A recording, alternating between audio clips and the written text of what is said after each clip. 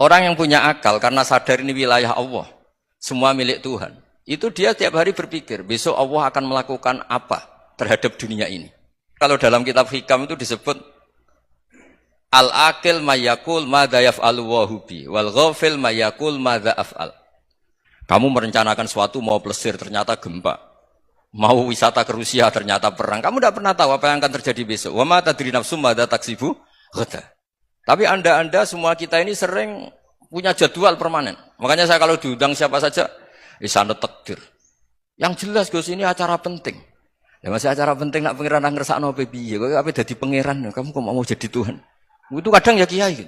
Penting Gus acara ini jenengan harus memastikan bisa. Loh kamu itu yang ngajarin tauhid, sesuatu itu biadillah kok bilang-bilang apa pasti. Kalau maksa terus tak tobatkan loh kamu kata saya itu. Ya kalau gitu Gus bilang insya Allah. Wah itu hati saya, fisik saya, roh saya sudah bilang insya Allah. Tidak usah kamu latih kata saya. Nah hal-hal tauhid keseharian itu gampang sebetulnya.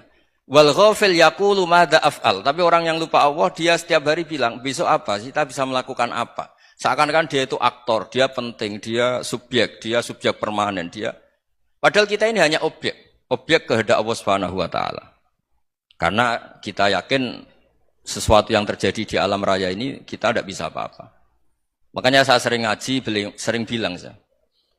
Ketika Anda mensifati Allah, dia yang menghidupkan. Sudah itu tanamkan, sehingga ketika kita mati, santai saja. Kenapa santai? Allah punya cara menghidupkan kita. Zaman kita hidup juga gak tahu caranya ngelola jantung, ngelola paru-paru. Kamu juga gak tahu ngelola oksigen yang tidak beracun, tidak mengandung polusi. Tahu-tahu hidup. Gak ingin tua ya tahu-tahu tua, gak ingin mati tahu-tahu mati. Selama ini kita hidup juga gak tahu apa sebetulnya. Hanya gaya tok, punya jadwal, punya planning.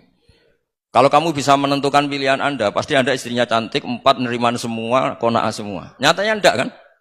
Ada 1 jelek, cerewet. Wah itu kan, nyatanya enggak bisa apa-apa Anda kan? Dan kamu bawa mati lagi. Nah, itu kan, istri Anda juga gitu, punya keinginan, punya suami yang ganteng, yang jabat, yang neriman, yang enggak poligami. Ya enggak kesampaian juga. Kalau kita ngitung tingkat kegagalan kita itu gagal terus. Ya kan? Nah, terus ingat Allah, madza yaf'alu wa hubi. Orang yang punya akal selalu berpikir Allah itu menghendaki apa terhadap saya. Lalu sama-sama orang gitu.